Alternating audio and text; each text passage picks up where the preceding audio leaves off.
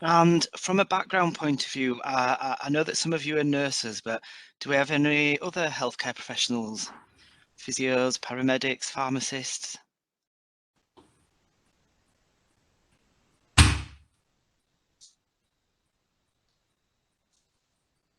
No. So today's session, it's going to be trainee ACP and physio by background. Welcome, Shane. Today's session is going to be a little discussion through renal disease, really. I wanted to look at acute kidney injury and chronic kidney disease, but I just wanted to highlight everybody to some links within NICE that we can look at. I think acute kidney injury and chronic kidney disease is something that's massively overlooked. And specifically from an ACP point of view, it's really important that we look at this quite carefully, because a lot of the actions that we're going to do will affect people's kidneys and kidney health. So I have got a presentation and I'm going to share it. And the presentation will be sent out to everybody who's attended after the session. Now, Carly's going to stay on. If anybody's got any questions, feel free to stop us at any point and ask any relevant questions within the chat. Once I start sharing my screen, I'll not be able to see if anybody's got the hand up or anything. So how many people have we got in there, Carly, just now?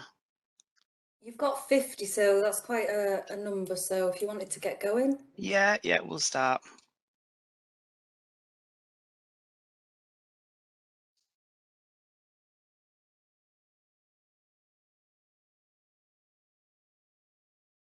Sorry, I'll just...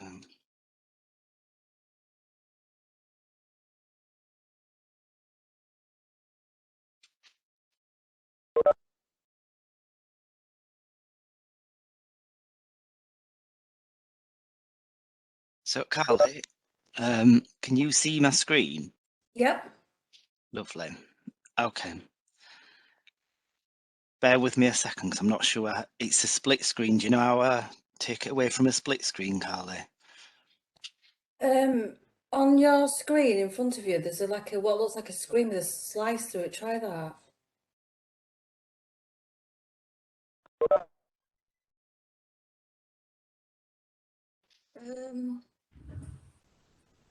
Is that it? Yeah, that's better. That'll do.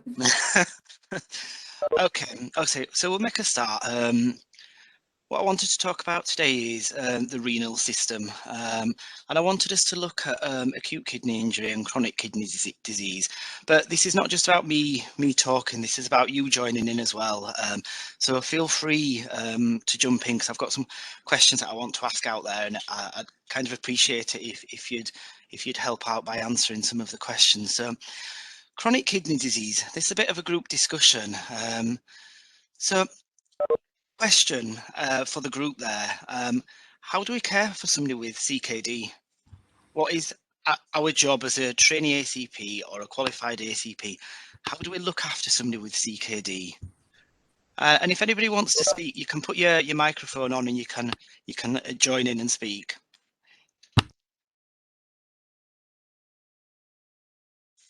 So what do we do for somebody with a CKD? You've got a patient in your area of work. What are we going to do with somebody with CKD? And somebody just put in the chat early renal support.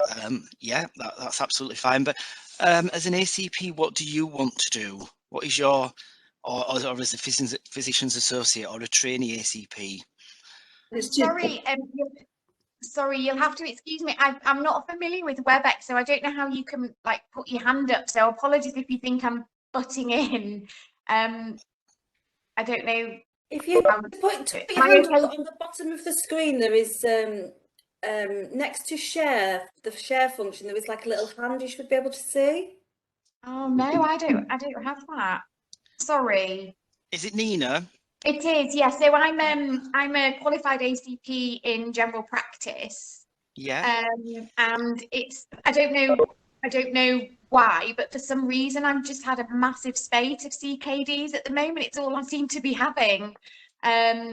So for me, it's a lot of medication management, you know, obviously early recognition, lots of monitoring, and obviously liaising with secondary care if things are deteriorating.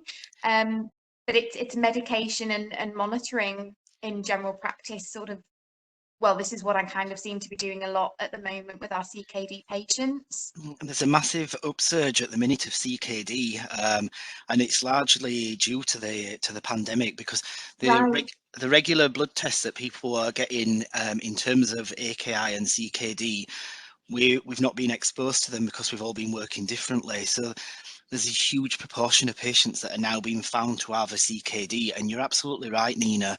It's about that really, really close monitoring, and it's about regular blood tests and wherever possible, referrals into speciality teams.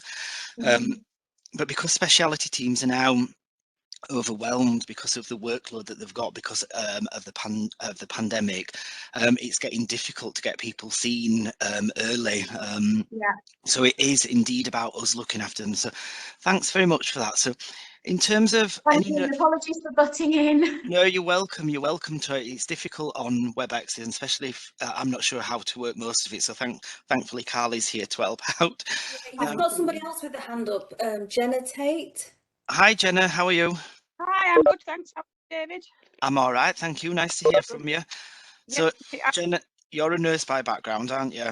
Yeah, I'm a nurse, and I'm now an qualified advanced clinical practitioner in haematology, and I work with all of the malignancies, but I'm based in the myeloma team. And I was just going on from what you were just talking about, just saying that we've found a similar thing. So myeloma patients, one of the issues that they often have is renal impairment because of their disease. And what we're finding is people are presenting later with quite severe renal impairment because of the pandemic, because they've not been to the GP, because it's not been face-to-face, when they've not asked for face-to-face is what I mean. So they've not been assessed. And it just was following on as to why there may be more people presenting at the GP practice with kidney problems as well. Yeah, you're absolutely right. And so people have not had the routine monitoring. So people who are on antihypertensives have not been exposed to the blood tests that they should have been exposed to. They've not been exposed to the regular monitoring that they should have been exposed to. And so we're finding that people have got there's more AKI, but in addition, there's more CKD, and so it is something that's going to be really, really prevalent to us for quite a while until we get on the back of it. And so no matter where you work, whether it's primary care, secondary care, community, we're going to come across this. And this is why I particularly wanted to talk about AKI and CKD, because there are some links that I want to show people, and it gives you the guidance on how you, as a trainee ACP or qualified ACP or physician's associate, are going to come across it, because we all will. So thanks very much for that, Jenna. I appreciate it. So from a nurse point of view, before you were an ACP, and this is out to anybody, what did you used to do as a nurse in terms of CKD? So it might be that you administer tablets, it might be that you withhold tablets, it might be that you do regular blood tests. Jenna, yeah, fluid balance.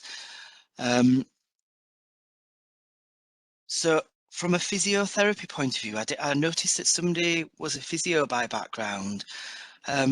From a physio point of view, is there anything that you would specifically do for CKD?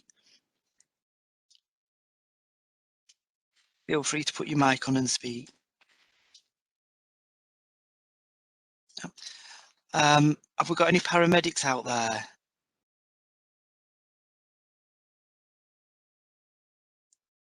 Any pharmacists?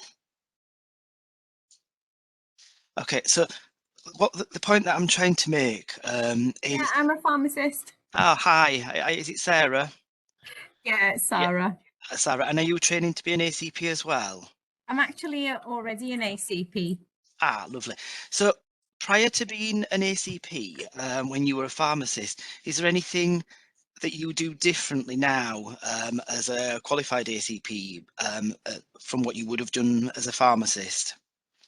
Yeah, I guess because as an ACP, you've got a lot more in-depth knowledge. So I probably feel more comfortable making the changes and adjusting and playing about with doses and monitoring a lot more than I would while I was working as a prescribing pharmacist. Yeah, absolutely. Thanks very much, Sarah, for jumping in. The point that I'm trying to make is our primary professions, whether the nurses, physios, paramedics, pharmacists, we're now expected to do a lot more because we've got a master's degree, or we're training for a master's degree in advanced clinical practice, and the expectation is that we will do more for this kind of patient. I've got a few comments, David. I'm not sure if you can see them or not. I can't see them. Okay, so we've got Sandra Blackburn, who was saying lots of CKD and difficult to manage in the community whilst awaiting professional review during the last 2 years. And she agrees AKI definitely on the increase in community practice. Jenna said, I think it was when he was asking the questions about physio's fluid balance, and another physio, Shane, has said that he hasn't had much input with renal impairment. Yeah, and thank you, Carly, for reading that out. And that's kind of like the point that I wanted to make. I think in our primary professions, we would know about AKI and CKD, but we might not do that much in depth test and investigation. Whereas now, as trainee ACPs, ACPs, and physicians associates, we are going to be doing a hell of a lot more. And because of the pandemic, we are going to come across it even more. We're going to get acute kidney injuries, and we're going to get CKD that we're going to be expected to manage. And that's why I wanted to bring it up today, because it's one of these things that is massively on the rise. So let me move the screen along. So this is out to the group. What is acute kidney injury?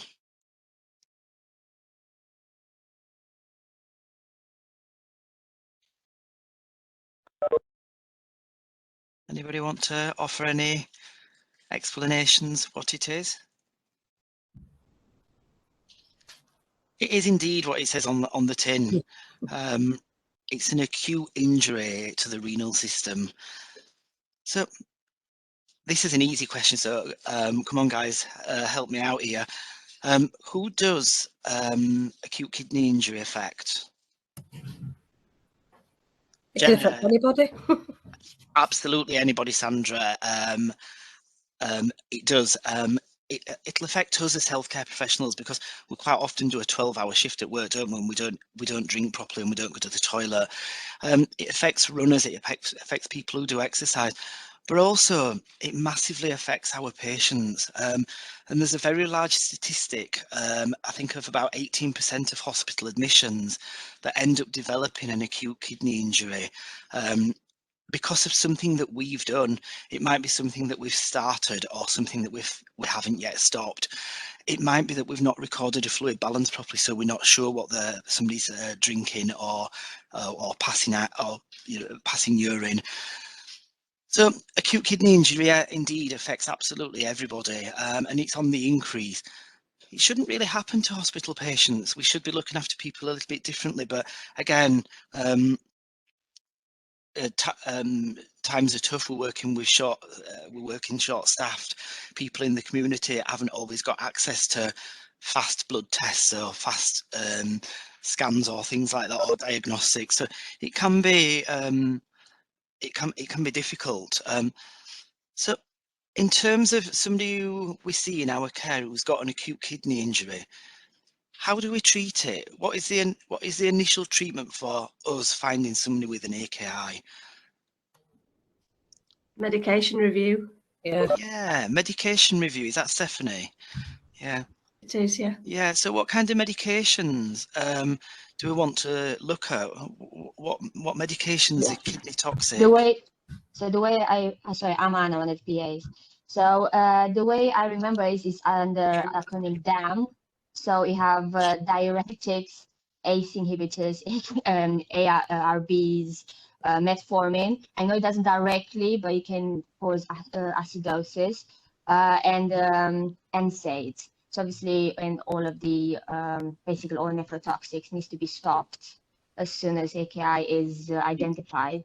Yeah, And Anna, then you, sorry, no, go on. So I was just going to ask, Anna, what is your profession? What do you do? I'm a physician associate Ah, lovely. in So, acute medicine. so you're absolutely 100% correct. We need to look at all the medications that might be contributing to acute kidney injury, but that can be really difficult, can't it? If somebody's on a diuretic and they've got an acute kidney injury, how difficult is that to stop? Because if we stop the diuretic, we might indeed improve the kidney function, but what are we going to do about the heart failure? Yeah, exactly. And they quite often here actually in acute medicine, we have that conundrum in which somebody has sort of especially like a diastolic or right-sided heart failure, and they're on a lot of different types of diuretics. And if you stop the diuretics, then you overwhelm the heart. And then, so it's all, but in that case, the patients will usually have a plan in which then their team would accept a higher creatinine level. So they would want the patients to be drier anyway, if that makes sense. So you'd have to liaise with their team, with the heart failure team, and say, okay, what would you accept? Can we touch any of these diuretics? What's okay for the patient? So it's always, obviously, we have to take holistic approach to the patient, and it's all about them personally rather than, but the average pre-renal AKI, sort of say you have an 80-year-old with a a long lie with a CK of 1500, then you can afford to sort of slash some things for a short period of time until the CK improves, and then you can review. So it's all about dynamic approach and personalized care. Yeah, absolutely. Completely agree. And like you, my background is acute medicine, and that's really easy for us because we've got a renal physician kind of next door, and we've got a heart failure specialist that's in the hospital that will give us our advice. But how about you guys in community? Would you be happy if you got somebody with a new AKI, you've just found it, they're on diuretics, they're on metformin, they're on non-steroidals? Are you happy to stop all those out in the community, or is it a difficult decision? I'm not sure I'm asking a question because I don't work in community. Sorry, again, I can't find this hand. It's Nina again, so apologies for butting in. It's all right, Nina. Yeah, so this is, like I said earlier, something we've just faced, bombarded with at the moment, and the other lady obviously gave a really good reason why. The problem we've got in general practice is this is a common presentation. The patient's on, polypharmacy, and we can't access secondary care. So the patient's not unwell enough to require admission. There's lengthy waits. So we have within Leeds, I don't know if anyone else is in Leeds, we've got the advice and guidance where specialities we can refer for advice, and specialities can get back with us within a 48-hour time frame, which I'm finding quite useful for those really complex patients that you're finding that really fine balance between, exacerbating their failure, improving the renal function, and vice versa. And a lot of patients, I've had one recently with analgesic related issues and widespread OA. Absolutely, she didn't care about her renal function because her pain was under control, and that was really difficult because she was like, it doesn't matter, I don't care about what my numbers say, don't take my non-steroidals off me, and that was really difficult because she wasn't symptomatic of any renal injury, but I could see a decline, and she'd long-term non-steroidal use. It was really difficult, but we're lucky to have advice and guidance, and it is just about, for me, doing things slowly, making sure the patient's educated and informed as to why we're altering medication, and yeah, seeking advice. Thank you, Nina, for that. It is really. We have got a few comments, and Sandra has also got a hand up. Sorry to interrupt. Okay. No, you're okay. I'll just finish back from what Nina was saying. You're absolutely right, Nina. It is really, really difficult. But the point that I wanted to make here is that there is always somebody that we can seek advice from. We are going to have to make decisions ourselves in terms of medication, and whether it's somebody with heart failure and you're stopping a diuretic, or somebody with severe osteoarthritis and you're stopping an analgesic, it is a really, really difficult call. And specifically with the lady that you were talking about, because she was completely asymptomatic and all she's concerned about is her pain rather than a numbers, as you've said. And this is exactly the debate that I wanted to create with this slide, because there'll be, Nina, obviously you offered a scenario, and we had a previous scenario from in hospital. I just wanted to open the debate really to remind people about AKI, who it affects, how it's treated, or how it can be treated. But I think, Nina, as well, you mentioned doing things carefully and slowly, and it is patient specific as well sometimes, because it is a fine line with exacerbating another condition, for example, pain or heart failure.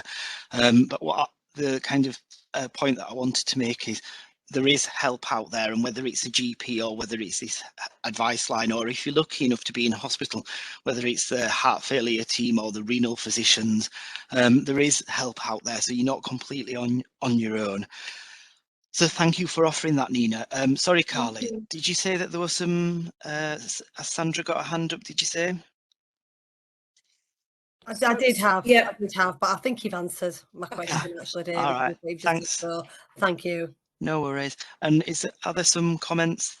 Yeah, so there was some that went back to how is it treated. Some people had put fluids, nephrotoxics. Am I saying that? Sorry. Yeah, it's all right. Dietetics. Some people saying it depends on which stage they're at. Diuretics. Identify root cause for AKI and treat accordingly. Fluid balances, fluids, meds, RV. Yeah. So who said identify cause? That was Shane, but Shane's microphone isn't working, so he can only use the chat. Yeah, Shane, you're absolutely right. I'd try and identify the cause of it. You know, have we found an AKI in a marathon runner? We know what the cause is. Have we found an AKI in somebody who's got heart failure? We probably know what the cause is. Have we identified somebody with an AKI that's on lots and lots of painkillers?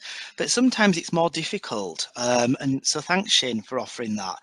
You're absolutely right. We, as well as all the other things like the fluid balance and the pushing fluids or restricting fluids, the stopping of medications, we need to work out why this patient's got an acute kidney injury.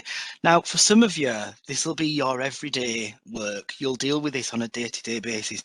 But for some of you out there on the group, you might not come across acute kidney injury very much, or you might not know what it is, or you might not know who it affects, and you might not know who it's treated. So I'm hoping that just from this little debate on this one particular slide, that it just makes you think a little bit differently about it. And if you do come across it, you might have an idea of what to do, or you might want to refer on. Antoinetta, you're absolutely right. In the elderly, it is really, really difficult because they tend to be drier. They tend to be on loads and loads of medication. Lots of diuretics versus not wanting to pee versus I'm on diuretics, so I don't want to drink as much, and then it's 90 degrees outside. Yeah. It's a common combination, isn't it? It is, and a challenging one as well, because stopping of medication for frail and elderly people just creates other problems. So not to go off piece really, but if you've got somebody who's frail and elderly and they've got an acute kidney injury and you stop their diuretics, that's not only going to affect their heart failure, but if you think about it, if you stop somebody's diuretic who's elderly and frail, they're likely going to develop leg or respiratory edema. Now, if you've got somebody who's frail and elderly, you stop the diuretic and they develop leg edema, that puts that patient then at risk of falling. So we open a new can of worms kind of thing, especially with frail or elderly people. So thanks, Antoinetta, for that. You're welcome. Sorry, I can't type quick enough on my pad, so that's why I had to butt in. Sorry. No, you're fine to butt in. I can't see the chat, but I can hear when people are speaking. Yeah. So yeah, a little overview of acute kidney injury, what it is, who it affects, how it's treated, how it's identified, but also some of the problems that can happen if we start amending medication. So that's brilliant. And there's a little link here. I'm not going to go into the link because you'll get access to this and you can look at it. There's a fantastic page on NICE that tells us all about acute kidney injury, what we should be looking for, who it affects, when it affects. And so just have a look at it, and specifically for the people who might not come across acute kidney injury, have a look at it because you are going to come across it. And if you decide to do something about it, or if you decide that this is not for you and it's for somebody else, at least you'll know what you're talking about when you kind of refer on to somebody else. The next link, again, I'm not going to go into it, but it's a link to NICE, and it tells us how we might prevent AKI. And it's general guidance, it's available to everybody, but for some of you, it's your bread and butter and you'll come across it every single day. But for some of you out there in the chat, it might be something that's completely brand new to you, so do have a look at it. So CKD, a patient is said to have chronic kidney disease if they have abnormalities of the kidneys or structure present for more than 3 months. So essentially, we've got an abnormality of the kidneys for more than 3 months. Today, on the 28th of April, how do we know what were happening 3 months ago? Because we won't have taken a blood test. We might not have taken a blood test for 6 months or a year or 2 years. So this is going to be really, really difficult, isn't it, in terms of the diagnostics of CKD? The second offering as to what CKD is for those with an EGFR of less than 60, at least 2 occasions, 90 days apart. Again, this is from the Renal Association. It's out of date, but today, following a pandemic, how are we going to know if somebody's had an EGFR of less than 60? On 2 separate occasions? We're not, because we've not done them. So challenging times ahead in terms of renal disease, I think. So you can read the slide yourself. It's out of date, but it's estimated that in 2011 there were 2.6 million people aged 16 years or older with CKD. So again, not to labour the point really about the pandemic, but it's going to affect the numbers of people with AKI and the numbers of people with CKD, just simply because we've not been testing people, so we don't really know. Does that make sense? Does everybody get the point that I'm trying to make here? Yeah. Yeah, lovely. Carly, are there any questions in the chat? No, there isn't, no. No, lovely. So markers of kidney damage.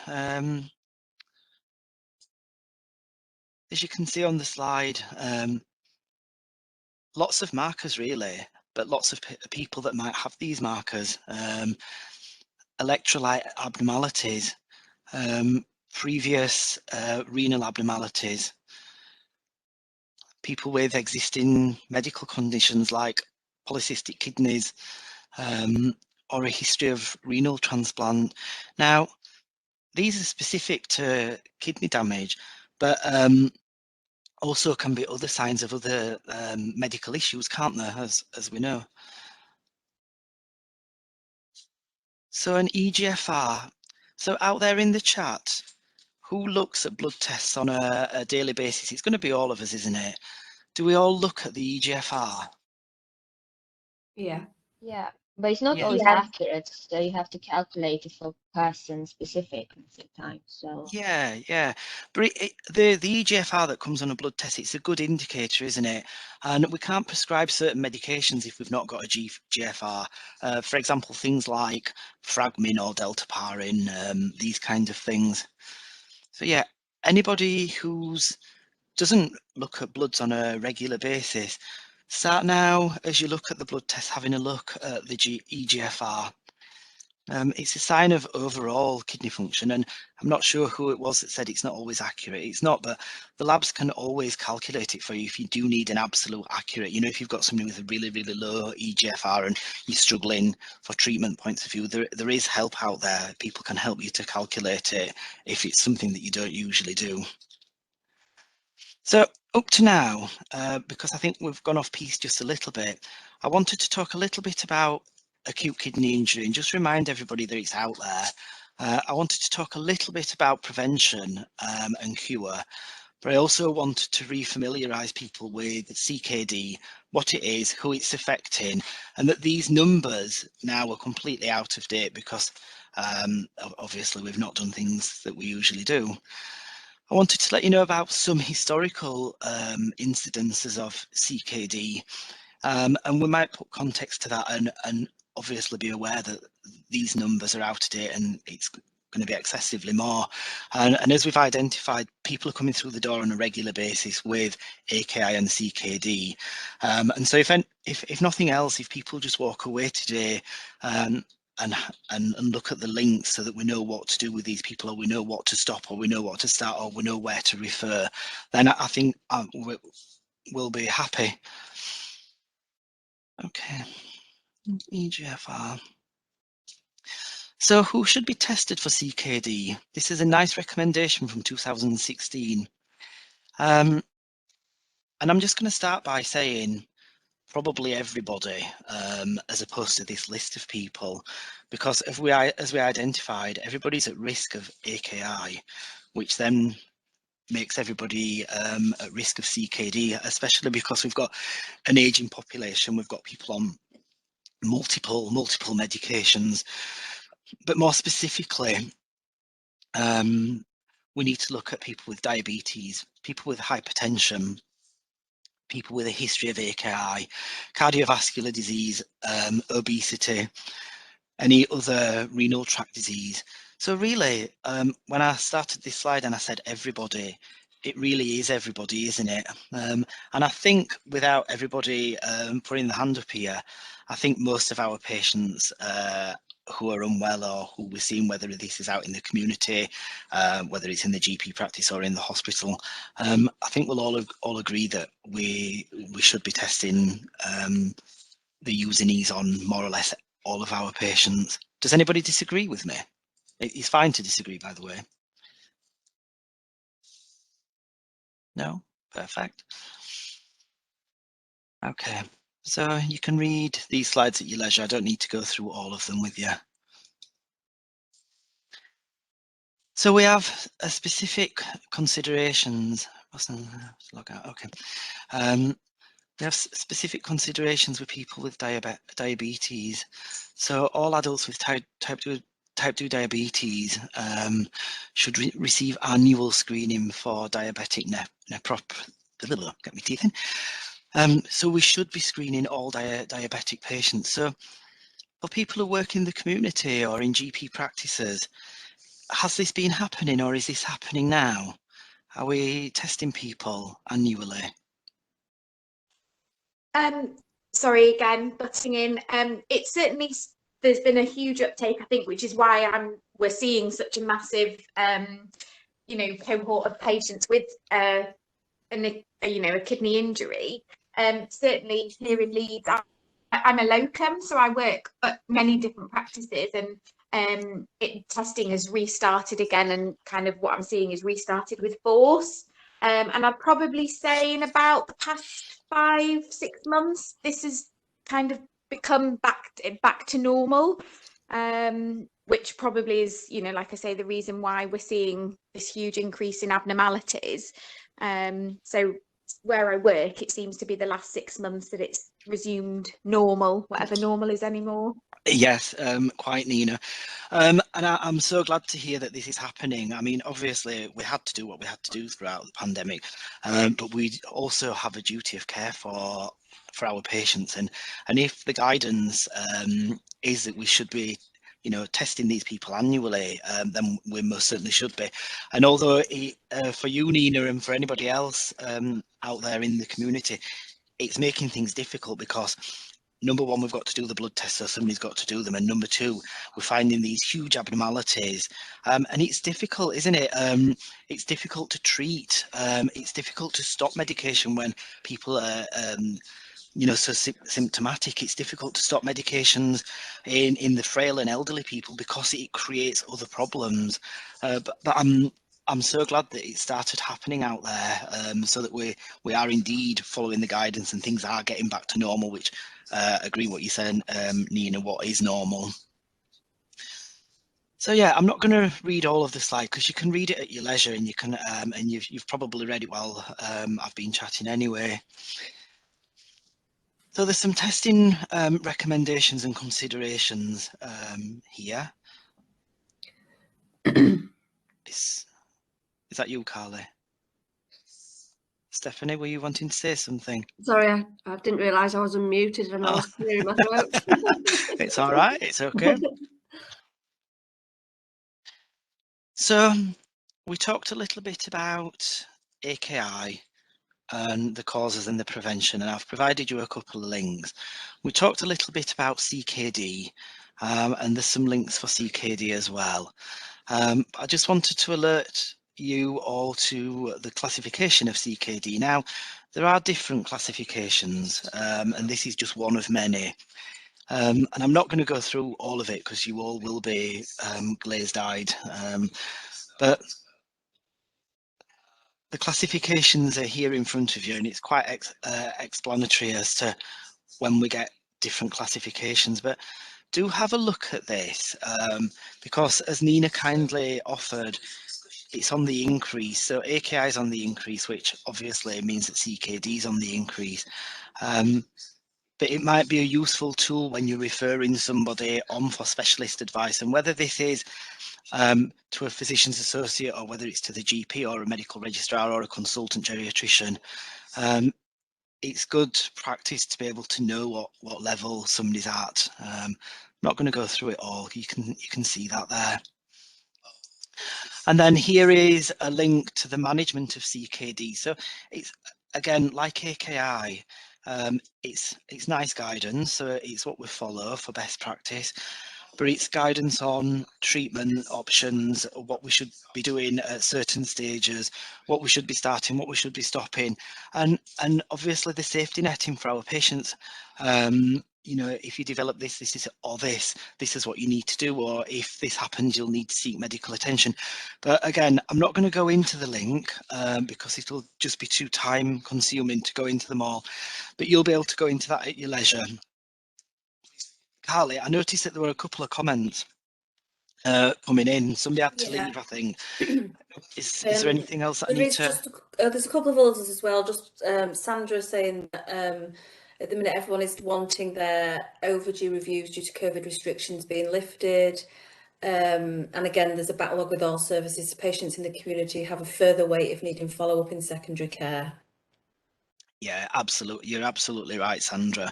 Everybody is wanting it because things are turning back to normal, but logistically that's really, really difficult because we've not got enough people to take the blood samples alone, and then there'll be a backlog in the labs, and like you said, Sandra, as well, when it comes to wanting specialist advice in kidney health, there's a delay in getting through to the renal physicians or the renal specialists, just because of everything that we've just discussed, really, just an increased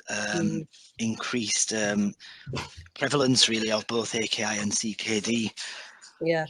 Yeah, people are, I think there's this perception that everything's just gone back to normal, that the past 2 years has just been kind of forgotten about, not that things have been on hold.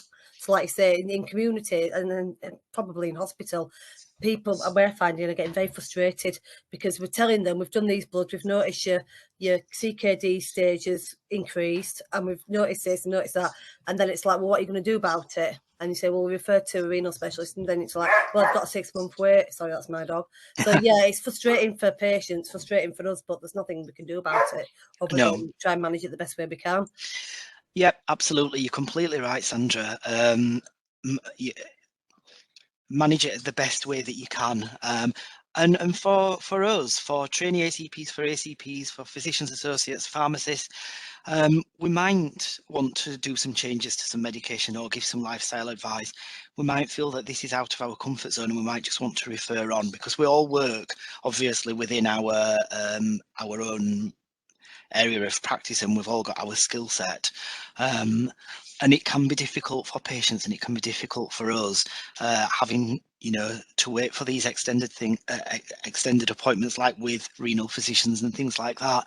I'm not sure in Leeds, the virtual frailty ward, does anybody work on the virtual frailty ward? Is there anything that they can offer in terms of patients who are found to have an AKI or a CKD, or if you're generally worried about somebody, can the virtual frailty ward help? Is that an easier access?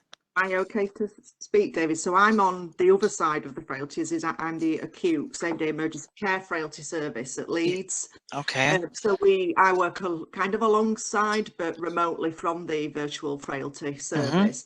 And it's actually, I put my hand up because it's really interesting what Nina had said about the last 6 months.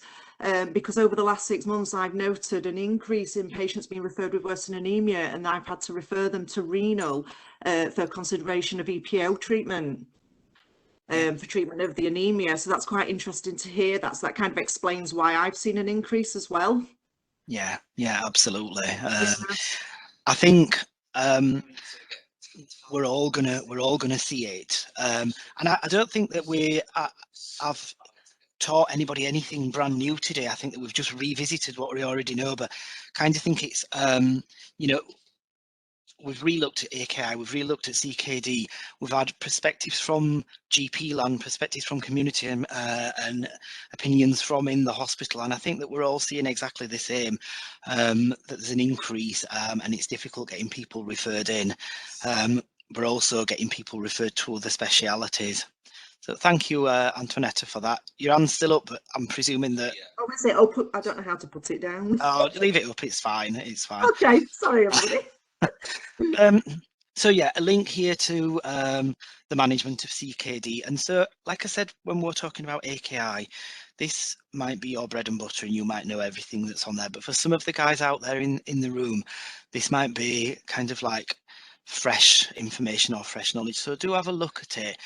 Like I said, they are a little bit out of date, but nobody's been doing any research for the last couple of years, as well as nobody's been taking anybody's blood tests or looking at kidneys. We're all in the same boat, really, aren't we? They are a little bit out of date, but it is still the current guidance. So, NICE guidance 2016, rechecked in 2017. So for the management of CKD, this might be a little bit different because of the way that we're working, because the way that Nina explained from in the community and Antoinetta explained from in the hospital. But what we should do for the management of CKD is refer to a nephrology specialist or a consultant neurologist where appropriate.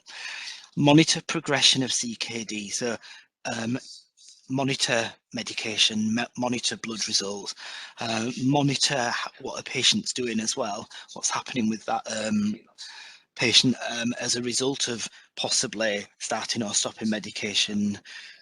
We mentioned earlier, obviously, if you stop somebody's diuretics, there's going to be a decrease in urine output. There might be an increase in leg or respiratory edema, which it needs monitoring because we need to know what's happening to make sure that we're not causing any further damage to other areas of the body. Recognise and manage deterioration of CKD. So if you've got somebody we know has got a CKD and we do some bloods and we know that it's worsening, recognise that, acknowledge it, escalate it if you don't want to do anything yourself. You can read the rest yourself at your leisure. There's lots of advice, and at this moment in time, this advice might not be doable because of the way that we're working, but I wanted to leave it in there so that people could see what the NICE guidance is for this. So I've put some links in here for you to have a look at, links that might be helpful in understanding AKI and understanding CKD, just for you to have a look at, really. And then nobody might want to do this and everybody might want to roll their eyes. But specifically for the trainee ACPs out there, you're going to be using the BNF differently. You're not just going to be looking in the BNF for a dose of paracetamol or how much Gaviscon you can give. You're going to be using the BNF to prescribe medication, to amend medication, to stop or to start medication. So I have added a little quiz that you can do yourself. You might not want to. The information or the answers within the BNF or within the links that I've provided within this presentation. But it kind of opens you up to looking at the BNF a little bit differently.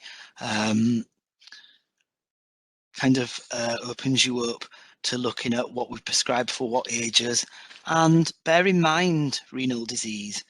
You don't have to do it, it's just there for you. If you want to do it, it'll take about 5 minutes. And like I said, most of the answers are within the presentation that I've done.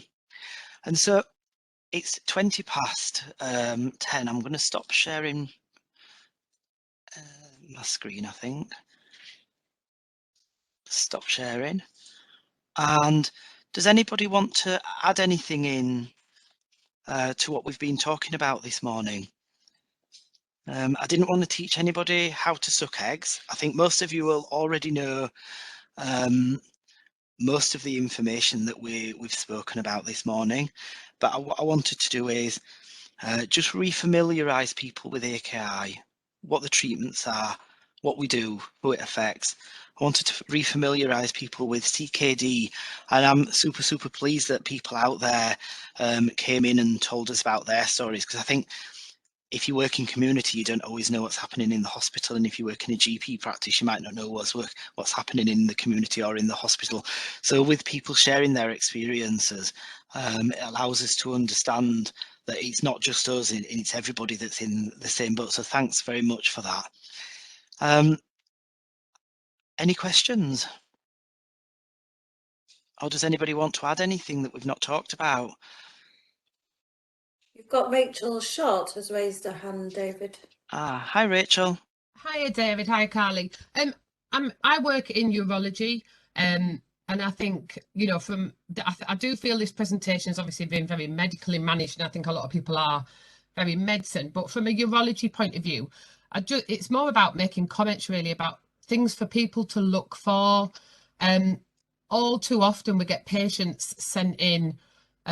Either we get them from medical wards or from GP practices or urgent care or whatever, and they've either got an AKI or CKD, and at no point has anybody actually assessed that patient's urinary symptoms.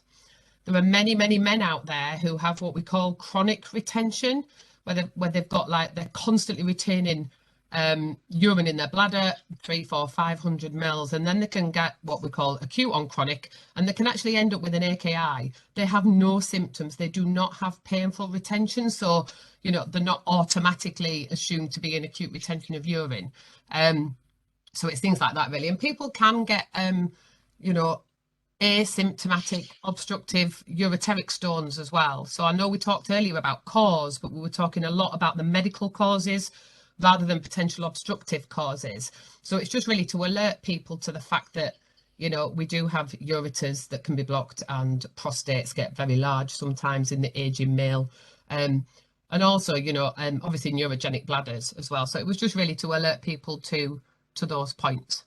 Yeah, absolutely. Thank you so much for that, Rachel. I really massively appreciate that, because like I've said, I think several times now throughout this morning, lots of people here will know a little bit about AKI and CKD, but they'll not know about other causes of it. So thanks very much for bringing that in, Rachel. Really appreciate it. Stephanie, you've got your hand up. Yeah, I just wanted to check, when we're doing an ACR, is it still recommended that you do 2 before you base any kind of diagnosis on it? Does anybody know the answer to that question?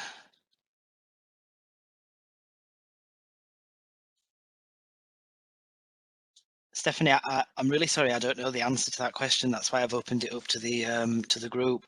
That's okay. It just feels like it's a kind of a distant memory of it used to be like that, and I just wondered if it still was. That was all. You've got Sorry, Stephanie, sorry again. I can't. Apologies, I can't put my hand up. So Alright. I always do 2. It's something I've always done, and I don't know of the guidance changing. Okay, that's fine. I'll continue to do 2 too.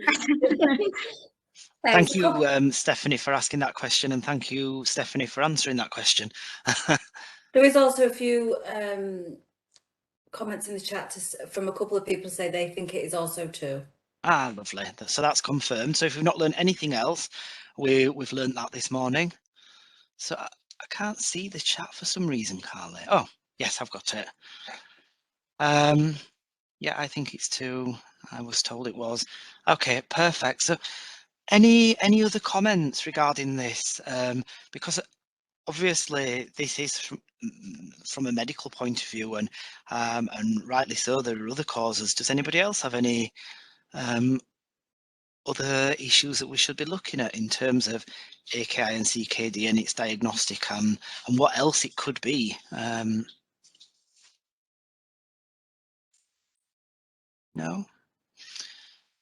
Well, so today I just wanted to create debate about AKI and CKD and just put a reminder out there, really, that what we as practitioners might want to look at or might want to refer on. So I hope that we've not wasted an hour of your time and that you have got something from this. And I'll hand back to you, Carly, because I've not got anything else to say. Thanks, David. And thank you everyone for taking the time out to come this morning. We will share details of any other sessions in the next few weeks. And I think that's it, unless anyone else has got any other comments. No, I don't think so. So thank you very much, David, and thanks to everyone for coming. Thank you. Thanks, everybody. Thank you very much. Thank you. Thank you. Bye. Bye bye.